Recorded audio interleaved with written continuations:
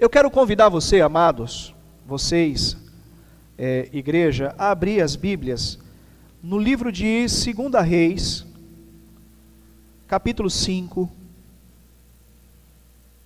Hoje nós traremos uma mensagem contida no Antigo Testamento.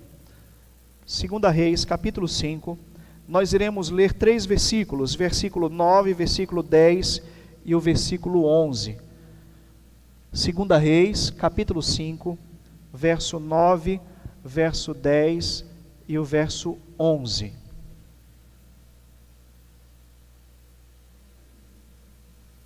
Quem achou? Todos acharam? Amém? Nos diz assim a palavra do nosso Deus, 2 Reis, capítulo 5, verso 9, verso 10 e verso 11. E então Naamã foi com os seus cavalos e carros e parou à porta da casa de Eliseu. Eliseu então enviou um mensageiro para lhe dizer: vá, lave-se 7 vezes no rio Jordão e você ficará purificado. Mas Naamã ficou indignado e saiu dizendo: estava certo de que ele sairia para me receber e invocaria de pé o nome do Senhor, o seu Deus, e moveria as mãos sobre o lugar afetado e curaria a mim da minha lepra. Verso 12.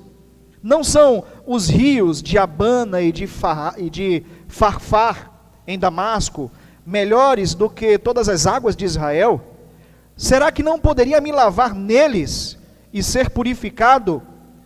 Então ele foi embora dali furioso. Amém? A mensagem de hoje, amados, ela tem por título: da arrogância à humildade. Amém? Da arrogância à humildade. Querido Deus, Pai, nós louvamos ao Senhor e agradecemos mais uma vez pela oportunidade que o Senhor nos concede, Senhor, de estarmos aqui em Tua casa e de meditarmos, ó Deus, na Tua palavra. Que esta palavra, Senhor, possa nos auxiliar, nos ajudar em nossa caminhada, em nossa edificação e, Senhor, na nossa correção própria, de forma que ela venha nos auxiliar, que ela venha nos guiar, que ela venha nos iluminar, para parecermos assim ainda mais com o Teu Filho amado Jesus. Amém. Queridos irmãos, quando nós nos deparamos com o texto de 2 Reis e começamos a pensar nos antigos reis de Israel, aqueles reis que não andaram conforme a vontade de Deus, que não fizeram aquilo que Deus aprovava. Os primeiros reis, a primeira família, a primeira dinastia que aparece em nossa mente é exatamente a figura do rei Acabe e a figura da rainha Jezabel. A grande questão é que tanto o rei Acabe, esse casal, o rei Acabe e a rainha Jezabel, que eram reis terríveis para Israel, eles cometeram falhas terríveis, de forma que Deus se desagradou deles. E chegou um determinado momento em que o rei Acabe morre, a rainha Jezabel morre, e levanta-se então o seu filho mais velho e assume o trono. Só que esse filho mais velho também não tinha um proceder exemplar, não tinha um proceder correto diante de Deus, e esse filho também vem a falecer, até determinado momento em que o filho mais novo, chamado Jorão, ele assume o reinado de Isabel. Jorão, filho de Acabe com Jezabel, seria o segundo filho de Acabe e Jezabel. E então, amados, nesse período Israel tinha um grande inimigo, e esse grande inimigo era exatamente a nação da Síria, e eles haviam conquistado a região de Damasco, e ali em Damasco havia um dos grandes generais, por que não dizer o maior general de toda a nação da Síria, e esse general se chamava Naamã. Era um homem que era muito habilidoso, era um homem que era extremamente corajoso, e que ele merecia exatamente essa posição que ele ocupava. Ele não era simplesmente um general. Quando nós passamos a efetuar a leitura desse texto, a leitura dessa história, a gente vai perceber que ele era muito mais do que um general, mas ele chegava a ser um amigo do próprio rei. Então era uma pessoa de extrema confiança, era uma pessoa que era habilidosa, era uma pessoa que era corajosa, como já foi dito aqui, era uma pessoa que era treinada na guerra. Alguns historiadores vão apontá-lo como um herói para o povo da Síria daquela época, pois havia conquistado várias batalhas, haviam conquistado várias guerras, e isso fez com que a amizade entre o rei da Síria e Naamã se estreitasse. Quando nós lemos, por exemplo, o primeiro versículo do capítulo 2, eu peço que você hoje não feche a sua Bíblia, você vai acompanhar a leitura dos textos comigo. No capítulo 2, capítulo 5, no verso 1, olha só o que é que nos diz. Naamã era capitão do exército do rei da Síria. Ele era um grande homem diante do seu senhor, e era muito respeitado, porque por ele o Senhor dera livramento aos sírios. E era este homem, herói valoroso. Porém havia um problema com esse homem. Ele era leproso. E nós sabemos que a lepra naquele período, naquela época, era uma doença que não tinha cura.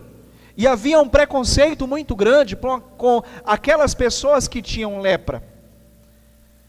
Certamente quando um leproso chegava em algum lugar, as pessoas pegavam os seus panos, pegavam as suas roupas e cobriam o seu rosto, de forma que acreditavam que aquela doença ela era contagiosa, e para que ela não se propagasse, o leproso ele precisava se apresentar e mostrar para as pessoas que ele de fato era leproso, para que as pessoas que chegassem nele soubessem do risco que eles estavam correndo.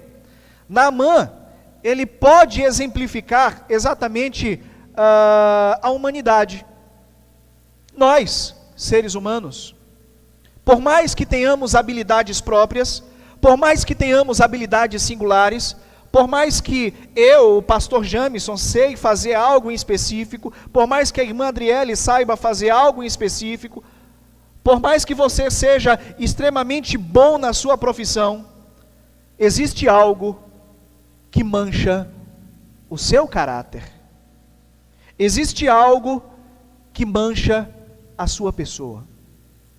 Existe algo que intensamente você sabe que não deve ser feito, que você busca a mudança por aquilo, que você sabe que aquilo traz uma influência negativa para a tua vida, mas mesmo assim você não consegue se livrar dele. O apóstolo Paulo, por exemplo, ele vai citar aquilo que é conhecido como o espinho na carne. Pastor, o que é esse espinho? Nós não sabemos. Existem inúmeras conjecturas do que poderia ser aquilo que trazia esse incômodo ao apóstolo Paulo, daquilo que manchava de fato o caráter, eu digo no sentido da pessoa por completo, né, que incomodava aquela pessoa. E no caso de Naamã, isso era representado pela lepra. E essa lepra, por mais que ele fosse um homem que estava ali próximo ao rei, um homem de confiança do rei, um homem de confiança que liderava grande parte do exército do rei, certamente isso lhe trazia muita humilhação. Certamente isso lhe trazia muito constrangimento. Eu imagino aqui os soldados que eram subjugados à autoridade de Naamã, após a sua saída, comentando a respeito da sua enfermidade, comentando a respeito da sua fisionomia, comentando a respeito dos defeitos deixados pela lepra no seu corpo. Após a sua saída, nos corredores do palácio, nos corredores do acampamento, as pessoas comentando o problema que ele trazia consigo. A esposa de Naamã, amados, ali na região de Damasco, recebe em sua casa uma garotinha como criada, uma garotinha para trabalhar na sua casa. E essa garotinha então olha para a esposa de Naamã e diz: existe lá, na minha terra, em Israel, um homem de Deus, o homem o qual Deus, por intermédio dele, pode ministrar a cura sobre a vida do meu Senhor. A esposa de Naamã recebe então essa garota, e ela diz essas palavras: existe cura para essa enfermidade, existe cura para esse problema, existe cura para essa dor, existe cura para esse incômodo. Mas essa cura ela não vem de qualquer forma. A notícia então chega aos ouvidos de Naamã e consequentemente chega aos ouvidos do rei da Síria. E o rei da Síria, por mais que fosse inimigo do rei Jorão, ele pede ajuda. Por mais que ele estivesse em guerra com Israel, ele busca ajuda daquele que ele tinha inimizade. Naamã então, amados, se decepcionou com a falta de ostentação na recepção promovida pelos israelitas à sua. A gente vai ver isso um pouco mais à frente. Mas desde já a gente consegue extrair uma severa verdade, que como servos de Deus nós não podemos ser presunçosos, buscando ficar em evidência pelo amparo do próximo. Como necessitados, nós não podemos ser arrogantes, e principalmente com aqueles que podem nos ajudar. Nós não devemos ser arrogantes em momento nenhum, principalmente com aqueles que podem nos ajudar. E nessa mensagem de hoje a gente vai ver várias situações, tanto positivas quanto negativas, tanto no comportamento do rei Jorão, no comportamento do necessitado Naamã e no comportamento do profeta Eliseu. Naamã, a primeira coisa que nós conseguimos observar é que ele era acostumado com a notoriedade. Ele era acostumado a ser visto. Ele era acostumado a ser admirado, por mais que pelas costas, por causa da sua enfermidade, por causa da sua doença, as pessoas pudessem ali comentar a respeito dele, mas não tinha como negar de que ele era um homem valoroso, de que ele era um homem de guerra, de que ele era um homem batalhador, de que ele era um homem que alcançava os seus objetivos. As pessoas não tinham como negar isso. A sua fama de homem valente era reconhecida por muitos. As suas vitórias era de fato o motivo da sua glória. E assim como pessoas bem-sucedidas nos nossos dias, bem-sucedidas na vida amorosa, bem-sucedidas na sua profissão, bem-sucedidas com as suas famílias, e hoje se destacam diante de outras pessoas, era Naamã. Será que nós não conseguimos nos espelhar com a situação desse homem? Eu não sou um homem de guerra, como Naamã era, mas eu sou uma pessoa que alcancei, de uma forma muito trabalhosa e de uma forma muito competente, um local alto no meu trabalho, um ponto muito alto no meu trabalho, um cargo de chefia, um cargo de confiança, e isso traz para mim muito orgulho. Eu consegui trazer dentro da minha família uma ordem, uma harmonia, e isso traz para mim muito orgulho. Eu consegui dentro do meu relacionamento trazer um amor, esqueci a palavra agora, um acordo entre os dois, né? Me ajudem aí? Comunhão não, seria outra palavra. Uma cumplicidade. E isso me dá orgulho. Nós podemos pegar, amados, essa característica de Naamã e aplicar em vários pontos da nossa vida, em várias características das nossas vidas. Capítulo 5, verso 5 e o verso 6. E então disse o rei da Síria: vá, anda, e eu te enviarei uma carta ao rei de Israel. E foi, e tomou em sua mão 10 talentos de prata, 6.000 siclos de ouro, 12 mudas de roupas, e levou a carta ao rei de Israel, dizendo, logo chegando esta carta em tuas mãos, saiba que eu tenho te enviado Naamã, meu servo, para que você possa curá-lo da sua lepra. Naamã estava acostumado com a notoriedade. Às vezes nós estamos acostumados, por causa da posição que nós angariamos, seja em nossa casa, no nosso relacionamento, no nosso trabalho, ou em qualquer ponto da sociedade, alcançar aquilo que nós queremos, simplesmente dizendo assim, resolva isso para mim, eu quero isso, faça isso, e você receber a resposta imediata.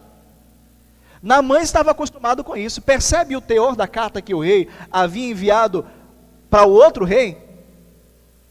Eu estou mandando para você riquezas, eu estou mandando para você ouro, eu estou mandando para você prata, eu estou mandando para você mudas de roupas, mas o seguinte, quando essa carta chegar na tua mão, Naamã vai estar lá, eu estou enviando ele para que você possa curá-lo. Percebe a arrogância nas palavras do rei da Síria?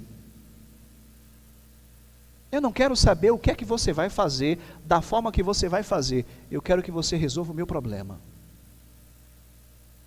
eu quero que você cure o meu servo, eu quero que você extraia a minha dor.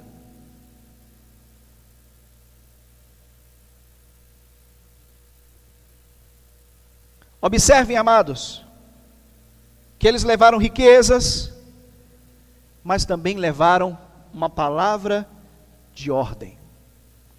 Tem muita gente que está acostumado a dar palavras de ordem em sua casa, a dar palavras de ordem no seu trabalho, a dar palavras de ordem por onde ele passa, e ele também quer dar palavras de ordem para Deus. E não é assim que funciona. Nós vivemos uma realidade parecida em nossos dias.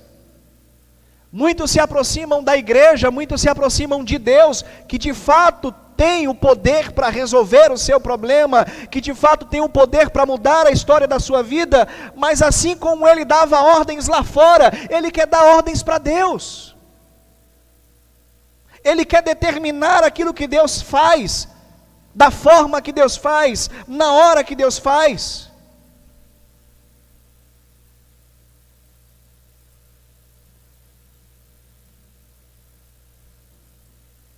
Deus pode resolver os seus problemas, mas essas pessoas não se desprendem da arrogância e acabam tratando as outras pessoas como se fossem seus servos. Saiba de uma coisa, amados, Deus, Ele não pode ser comprado, Deus, Ele não pode ser corrompido. Deus, Ele não tem interesse nas suas riquezas, não tem interesse no seu dinheiro. O amor de Deus, a graça de Deus, ela não está à venda. E tem muita gente querendo comprar aquilo que Deus tem, aquilo que Deus pode dar. Quando a gente vai no capítulo 8 de Atos dos Apóstolos, existe um homem chamado Simão. Simão está ali observando os discípulos de Jesus, Pedro pregando, Pedro, Tiago pregando, fazendo aquelas maravilhas, curando, e de repente esse homem se aproxima desses discípulos e diz assim: olha, eu te dou determinada quantia de dinheiro, para que vocês possam impor as mãos sobre mim e eu possa receber também desse Espírito. E que eu possa também fazer as mesmas coisas que vocês fazem. Ele ofereceu dinheiro em troca do poder de Deus que operava pela vida dos apóstolos. Atos capítulo 8, verso 20. Mas disse-lhe então Pedro: o teu dinheiro seja contigo para a perdição, pois cuidastes de que o dom de Deus se alcança por dinheiro. Você pensa que o dom de Deus se alcança por dinheiro, mas não. Sabe como é que se alcança o dom de Deus? A gente vê o profeta Isaías dizendo isso, lá no capítulo 55, no verso 1, você pode acompanhar. Venham todos vocês que estão com sede, venham às águas. Vocês que não possuem dinheiro algum, venham e comprem e comam. Venham, comprem vinho e leite sem dinheiro e sem nenhum custo. Isaías está dizendo aqui, a graça de Deus, o amor de Deus, Ele está disponível para você. Não são os seus bens, não é a sua autoridade, não é a sua posição que compra o favor de Deus sobre a sua vida, não, mas é a sua humildade. É a sua possibilidade de reconhecer de que Deus Ele é grandioso, de que Deus Ele é soberano e que você não é nada. Há alguns dias nós estávamos aqui estudando sobre as cartas do Apocalipse, e a última carta que nós lemos, que nós discutimos aqui, que nós falamos, foi a carta de Laodiceia. Quando Jesus então olha para aquela carta, olha para aquela igreja, e diz assim, você tem 3 características. Você é pobre, você é cega, e você está nua. Essa era a característica daquela igreja, e tem muita gente, amados, que se encontra nessa mesma condição, e acha que pode comprar o amor de Deus, acha que pode comprar a graça de Deus, mas não pode. E era essa a postura tanto do rei da Síria, quanto a postura de Naamã. Acostumado a ser reconhecido, acostumado a ser ovacionado, eles buscam então a presença do rei e consequentemente a presença do profeta. Nós não devemos buscar a notoriedade, nós não devemos buscar ser visto pelas pessoas, mas nós precisamos tomar como nossa as palavras de João Batista, quando ele disse que importava que ele e que Jesus fosse exaltado. Essa precisa ser a nossa postura. Importa que eu diminua e que o Senhor cresça. Importa que eu diminua e que o Senhor Jesus seja engrandecido, que o Senhor Jesus seja reconhecido. Isso de fato é importante para o crescimento no reino de Deus. Isso de fato é importante para que se tenha um relacionamento íntimo, um relacionamento sincero com o Pai. A segunda coisa que nós percebemos aqui é que a primeira, Naamã, estava acostumado com a notoriedade, estava acostumado em ser reconhecido pelas pessoas, e quando ele chega, a gente vai ver isso agora, né? Quando ele chega em Israel, quando ele chega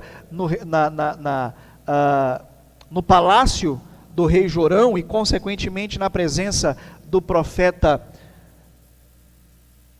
Eliseu, ele não recebe esse reconhecimento. E a segunda coisa é que Naamã, ele queria ser tratado como celebridade. Ele queria ser tratado de uma forma diferente das outras pessoas. E a Bíblia vai nos dizer, amados, que não existe diferença, que em Cristo nós somos um.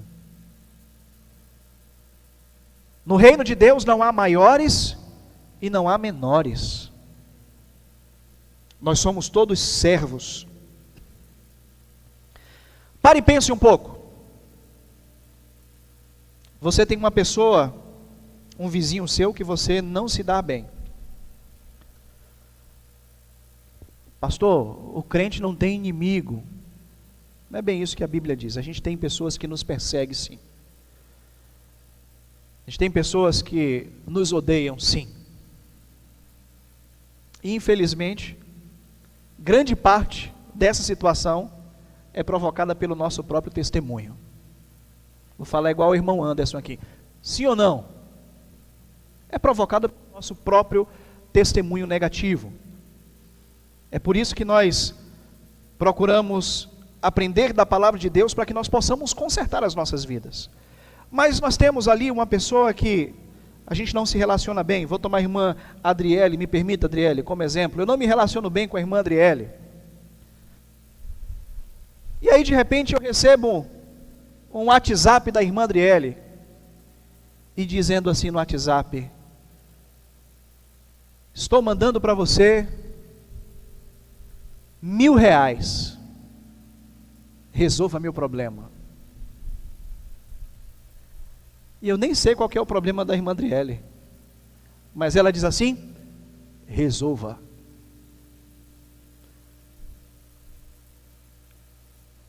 O que é que eu vou pensar com isso? Ela está procurando confusão comigo, já está procurando oportunidade para gerar conflito comigo. Foi esse o pensamento do rei Jorão. Rei Jorão recebe em suas mãos a carta do rei da Síria, e na carta dizia que estava ali enviando para ele determinada quantidade de riquezas, e quando ele recebesse essa carta das mãos do próprio Naamã, que ele pudesse curá-lo. E então o rei, quando pega essa carta, a Bíblia diz que ele rasga a sua roupa, e ele diz: será eu Deus para ter o poder tanto da vida quanto da morte para curar este homem? O que eu estou vendo ele busca a oportunidade para gerar conflitos comigo. Verso 7: por acaso sou Deus capaz de conceder vida ou morte? Porque este homem me envia alguém para que eu possa curá-lo de uma lepra? Eu vejo que ele procura motivo para se desentender comigo. Sabe o que é que eu percebo aqui, irmãos? Falta de visão espiritual. É claro que o rei Jorão estava completamente fora dos parâmetros daqueles reis que serviram a Deus em sinceridade. E ele sabia disso. Mas ele também sabia que havia um profeta em Israel, que Deus habitava no meio do teu povo. E se ele tivesse visão espiritual, ele não se desesperava, mas ele chamaria o profeta e levaria essa responsabilidade às mãos do profeta. Ele não teve visão espiritual. E por que ele não teve visão espiritual? Porque ele estava com o coração longe de Deus. E quando nós estamos com o coração longe de Deus, amados, nós não podemos, nós não conseguimos, nós não temos a capacidade de perceber o plano que Deus tem traçado e que tem colocado em nossa frente. Às vezes Deus lhe dá a oportunidade de testemunhar a respeito dele, Deus lhe dá a oportunidade de falar do amor dele, mas você diz assim: ela está procurando problema comigo, ela está procurando oportunidade para criar conflito comigo. Não, é Deus que está colocando ela diante de você, para que você possa falar do amor dele, para que você possa testemunhar a respeito dele. Só que como o seu coração está longe da presença de Deus, você não consegue perceber o que Deus está fazendo.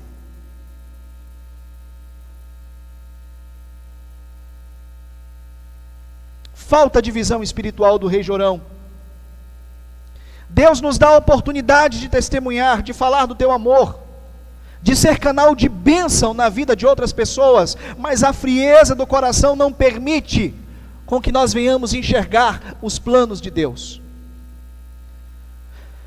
Na percepção de Naamã, a recepção do rei de Israel e do profeta exigia pompas, exigia celebrações, exigia uma atenção especial. Enquanto o rei não tinha visão espiritual, aquele que precisava ser ajudado queria ser reconhecido, queria ser glorificado,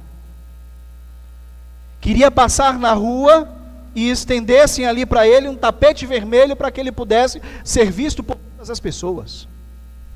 E infelizmente essa é a realidade.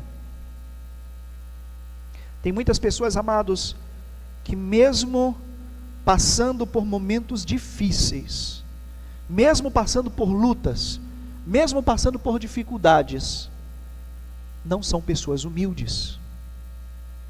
E nós precisamos aprender que a humildade, ela precisa ser real nas nossas vidas acima de qualquer coisa, porque Cristo, Ele demonstrou para nós humildade. De sorte que haja em vós o mesmo sentimento que houve também em Cristo Jesus, que sendo Ele em forma de Deus, não teve por usurpação ser igual a Deus, mas aniquilou-se a si mesmo, tomando forma humana, e sendo obediente até a morte, sofreu o quê? Morte de cruz. Ele era Deus, e mesmo sendo Deus, Ele se desfez da sua glória. Ele viveu um processo de humilhação. A humildade estava no coração de Deus e precisa estar também em nossos corações. Infelizmente, a percepção de muitas pessoas é de que a sua presença na igreja, ela exige uma atenção especial. Pessoas que querem ser vistas ao invés de servir. Há uma diferença muito grande. Nós temos que querer servir. Nós não temos que querer sermos vistos. E tem muita gente que tem esse pensamento, que se aproxima da igreja com esse pensamento, que se aproxima de Deus com esse pensamento, que se acham especiais e que pensam ser mais importante do que outras pessoas. Nós precisamos entender, amados, que isso não é real, que a Bíblia não nos ensina isso, de que Deus Ele quer nos tratar, de que Deus Ele quer transformar os nossos corações. Salmo de número 51, verso 10, 51, 10, cria em mim um coração puro, ó Deus, e renova dentro de mim um espírito estável. Deus Ele quer transformar as nossas vidas, transformar os nossos corações, mas nós precisamos, amados, nos desprender de toda a arrogância e aprender de Jesus a humildade, para que Deus de fato possa operar nas nossas vidas. Naamã então é enviado à casa do profeta, e ele chega ali na casa do profeta com a expectativa de que seria reconhecido, de que seria celebrado, de que a sua chegada de alguma forma iria trazer euforia para aquelas pessoas que estavam ali. A gente lê o texto, ele queria que o profeta saísse e atendesse ele, e orasse a Deus de pé, e colocasse as mãos sobre a sua enfermidade para que ele fosse curado, e para que aquelas pessoas que estavam ali em volta pudessem ver Deus operando na sua vida. É isso que acontece? Não. Deus começa a trabalhar na vida de Naamã nesse momento.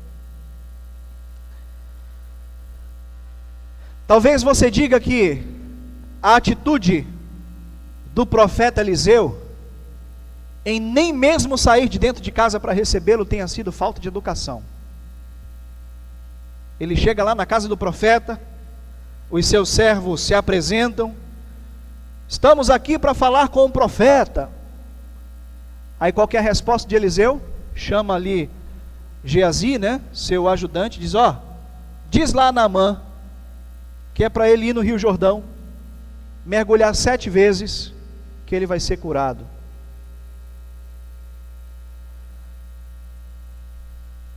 O profeta não saiu nem para receber ele. Sabe o que é que eu vejo aqui? Deus tratando Naamã. Deus estava confrontando Naamã. Será que Deus está confrontando você hoje? Será que a palavra de Deus está confrontando você? Nós precisamos, amados, aprender de Jesus. Mas muitas vezes precisamos viver tratamento de choque. Como é que pode? O homem sai lá da Síria, sai lá do campo que ele estava, do acampamento que ele estava em Damasco, com carta do rei, uma carta de um rei para o outro, você tem ali uma negociação internacional, e ele chega lá no palácio do rei, o rei manda com que ele fosse à casa do profeta, e ele achando que seria bem tratado na casa do profeta, que ele ia entrar, tomar um cafezinho, fazerem ali uma refeição, um banquete grande para ele, e ele simplesmente olha para o seu ajudante e diz assim, eu não vou sair para receber ele não, diz para ele, ir lá no Rio Jordão, mergulhar 7 vezes, que ele vai ser curado. Falta de educação? Talvez na nossa cultura sim, talvez na nossa limitação espiritual em relação às coisas de Deus sim, mas segundo a Bíblia, foi o tratamento necessário para que aquele homem fosse aquebrantado. Existem pessoas que precisam ser chocadas, pessoas que precisam viver de fato um tratamento de choque para que ele possa compreender que as coisas não funcionam da forma que ele quer que funcione, de que Deus não trabalha da forma que ele quer e da hora que ele quer, da forma que ele quer que ele trabalhe. E aí Deus faz coisas como essa. Deus te confronta, Deus te desafia por meio da palavra. Precisamos ser confrontados para que Deus opere em nossas vidas. Naamã queria ser reconhecido e Eliseu não reconheceu. Naamã queria ser celebrado e Eliseu não celebrou. Talvez você queira ser tratado de uma forma, e Deus está impedindo com que as pessoas que estão próximas a você te trate dessa forma, para que você possa aprender a se desprender da arrogância e se aproximar da humildade ensinada por Cristo Jesus. Mas eu estou há tanto tempo na igreja, mas eu estou há tanto tempo no trabalho, mas eu faço de tudo pelos meus amigos e eles me tratam sempre dessa forma. Talvez isso seja plano de Deus para que você possa compreender que o teu comportamento muitas vezes em meio a esses ambientes tem sido um comportamento de arrogância. E essas pessoas estão sendo usadas por Deus para que você compreenda que as coisas não funcionam da forma que você quer, na hora que você quer e do jeito que você quer.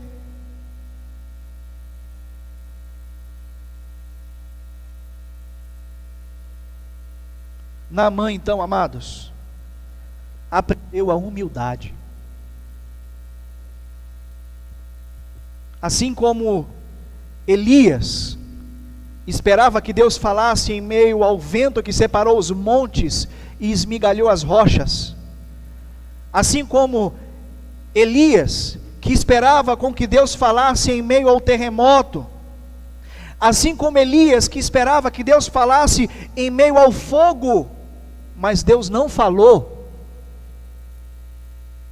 Naamã esperava pompas, Naamã esperava ver não somente o profeta, mas Deus se manifestando de uma forma gloriosa para que ele pudesse alcançar essa graça. Mas Deus não se manifestou. Eu tenho muito medo, amados, desse comportamento que nós vemos hoje em dia, aonde pessoas fazem determinações. Eu determino que isso aconteça. Meu irmão, você não determina nada. Dele, por Ele e para Ele são todas as coisas. Glória, pois, a Ele eternamente. Nós não somos nada, nós não temos nada. A Bíblia diz que todos pecaram e destituídos estão da glória de Deus, mas Deus, Ele prova o seu amor para conosco, em que Cristo Jesus morreu por nós, sendo nós ainda pecadores. O que é que nós temos? O que é que nós somos para determinarmos alguma coisa para que Deus faça conforme a nossa vontade?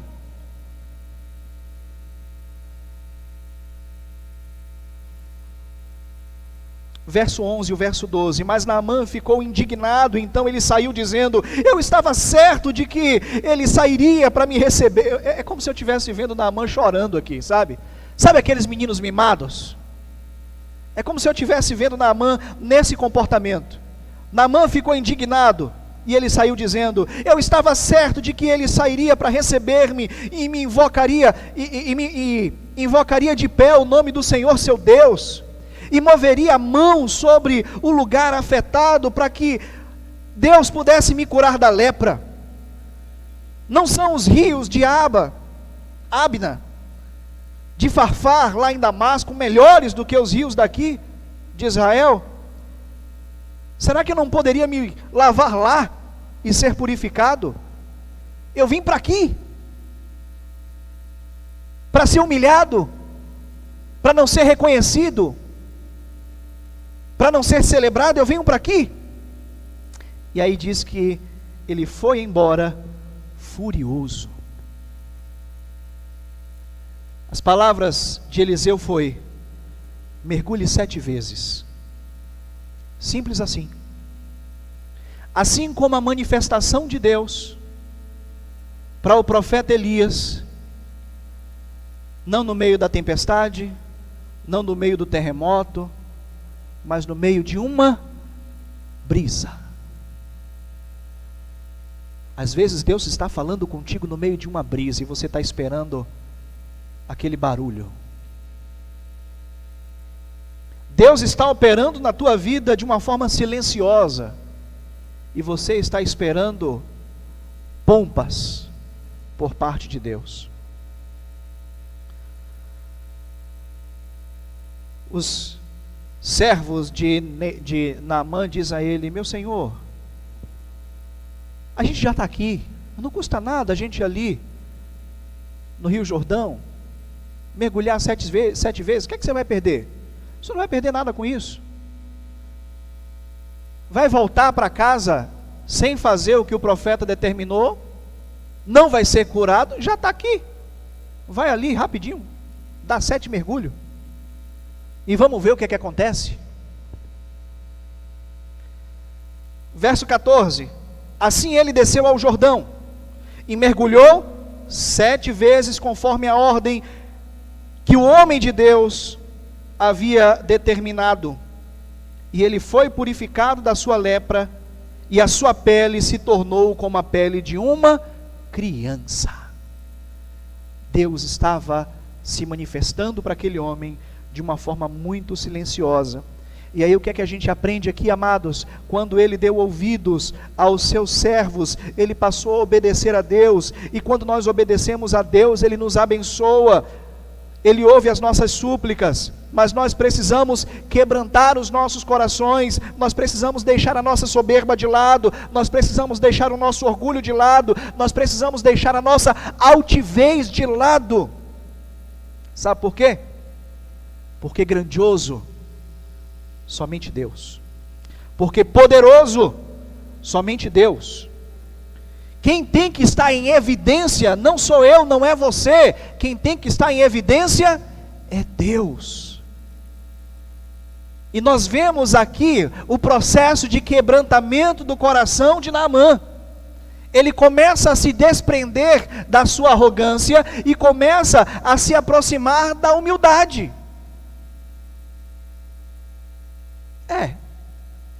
Eu estou aqui, não custa nada, vou lá para dar um mergulho, vou lá para dar 7 mergulhos. E então ele mergulha e recebe de Deus a cura. Verso 15: e então Naamã e toda a sua comitiva voltaram à casa do homem de Deus, e ao chegar diante do profeta, Naamã disse: agora sei que não há Deus em nenhum outro lugar, senão em Israel. Amém? Não há Deus em nenhum outro lugar, senão em Israel.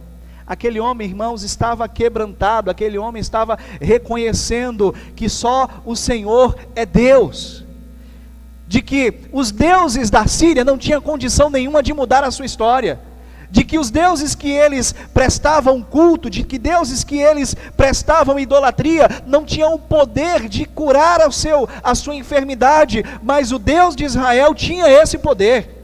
E ele se apresentou a esse Deus de Israel com uma arrogância muito grande, mas ele começou a compreender com o passar do tempo e com as ações de Deus sobre a vida dele, de que ele precisava ser humilde. E a partir do momento em que ele reconheceu essa humildade, Deus trabalhou na sua vida e ele foi curado da sua enfermidade.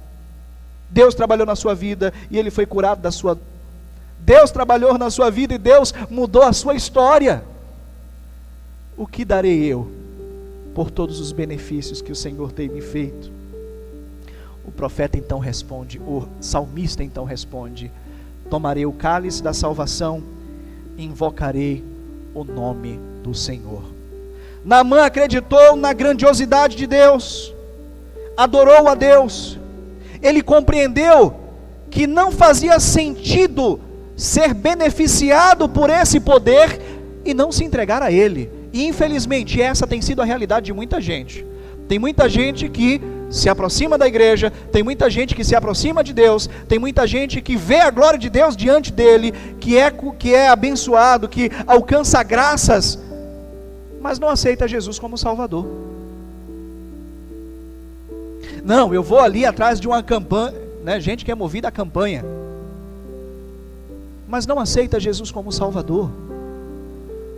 Naamã pensou: gente, não havia salvação para mim, não havia nenhuma outra condição para mudar a minha história, mas o Deus de Israel mudou, não faz sentido eu não servir a esse Deus. Talvez Deus já fez maravilhas na tua vida, nós estamos transmitindo o culto aqui para outras pessoas, talvez Deus já fez maravilhas na tua vida, Deus já fez coisas gloriosas, mas você ainda não tomou uma atitude, assim como Naamã tomou aquela atitude de entregar a sua vida a esse Deus.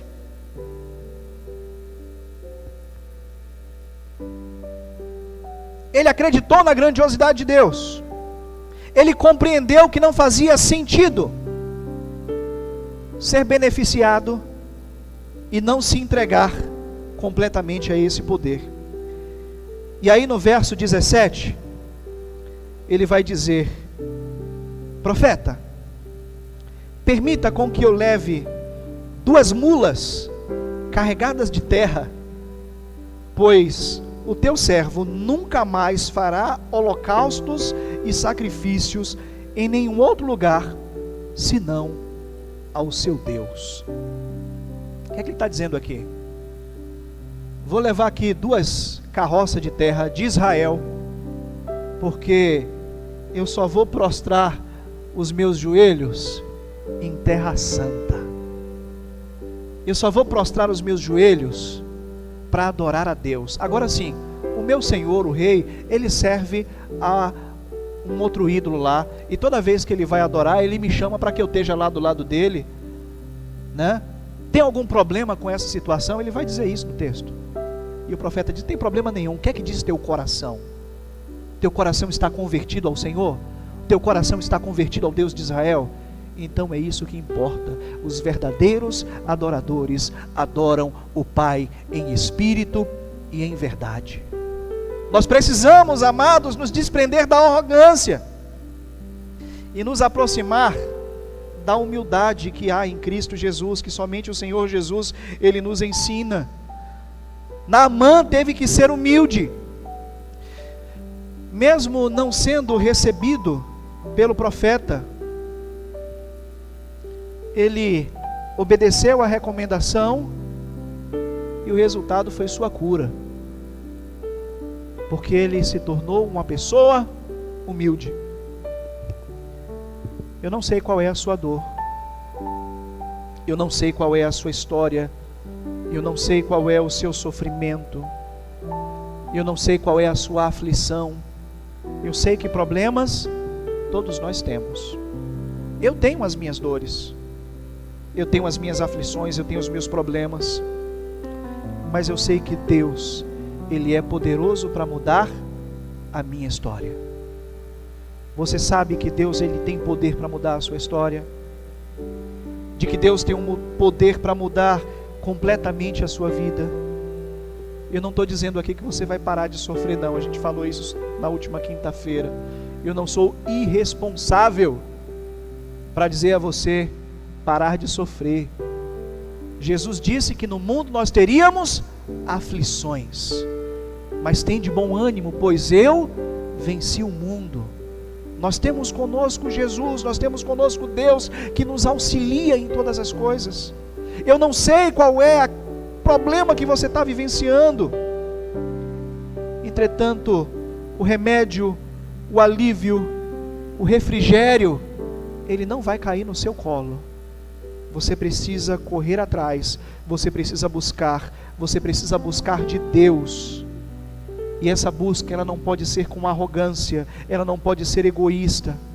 Você precisa ser uma pessoa humilde. A sua graça, a graça de Deus, nós alcançamos com humildade. Nós precisamos compreender que, por mais que todas as ações de Deus, elas sejam grandiosas, às vezes Deus fala em silêncio. Às vezes Deus não age de uma forma pomposa conosco, como Naamã esperava. Mas Deus opera de uma forma completamente silenciosa e na sua simplicidade. Eu acredito que essa mensagem, ela de alguma forma tenha tocado em teu coração. Deus tem o poder de mudar a sua história. Agora você precisa, assim como Naamã, se desprender da arrogância, se desprender da altivez e compreender que para nos aproximarmos de Deus, nós precisamos ser pessoas humildes. Eu quero orar por sua vida nessa noite. Enquanto eu faço essa oração, eu quero convidar aqui o Ministério de Louvor, para que já possa se preparar. E nessa oração, amados, eu peço que você converse com Deus, que você fale com o Senhor. Talvez você tenha tentado se aproximar de Deus, mas não sabe como. A gente acabou de ver aqui, por meio do testemunho de Naamã, lá no Antigo Testamento, como ele conseguiu aprender isso. E ele aprendeu da forma mais dolorosa. Eu costumo dizer que a gente aprende de duas formas na vida: com as nossas próprias experiências, que são às vezes muito dolorosas, ou com a experiência dos outros. Naamã aprendeu com as experiências dele, e ele sofreu bastante com isso. E nessa noite você tem a oportunidade de aprender com a experiência de Naamã. Entrega a tua vida ao Senhor Jesus. Compreenda que Deus, ele está de braços abertos, aguardando a sua ação, aguardando o seu chamado, aguardando o teu pedido, assim como ele estava aguardando essa ação humilde por parte de Naamã. E Deus espera essa ação de você nessa noite. Vamos orar? Querido Deus e amado Pai, do Senhor, pelo Senhor, para o Senhor são todas as coisas. Glória, pois, ao Senhor eternamente, Deus. Nós entendemos, Senhor, que o Teu Filho amado Jesus é a nossa referência, em todos os sentidos, em santidade, em amor, em humildade, e que nós não podemos, Senhor, alcançar essa excelência se não formos confrontados pela Tua palavra. E nessa noite, Deus, nós somos desafiados a sermos pessoas melhores. Nós somos desafiados a sermos pessoas mais humildes. Nós somos desafiados a nos assemelhar, ó Deus, a essa característica específica ensinada pelo Teu Filho amado Jesus. Ó Deus, que nós não precisamos, que nós não venhamos precisar, ó Deus, assim como Naamã, sofrer, Senhor, para aprender a quebrantar os nossos corações diante de Ti. Que nós possamos, ó Deus, abrir os nossos corações, estender as nossas mãos, adorar ao Senhor, expressar, ó Deus, toda a nossa gratidão, invocar o nome do Senhor, como nos diz a tua palavra, que todo aquele que invocar o nome do Senhor será salvo. Que nós possamos, ó Deus, reconhecer em humildade o quanto nós somos necessitados da tua presença, Senhor, em nossas vidas. Que não somente as tuas bênçãos são importantes, que não somente as tuas dádivas são importantes, que não somente as vitórias que alcançamos, Senhor, em nossa caminhada são importantes, se não houver de fato a tua presença, ó Deus, plena em nossas vidas.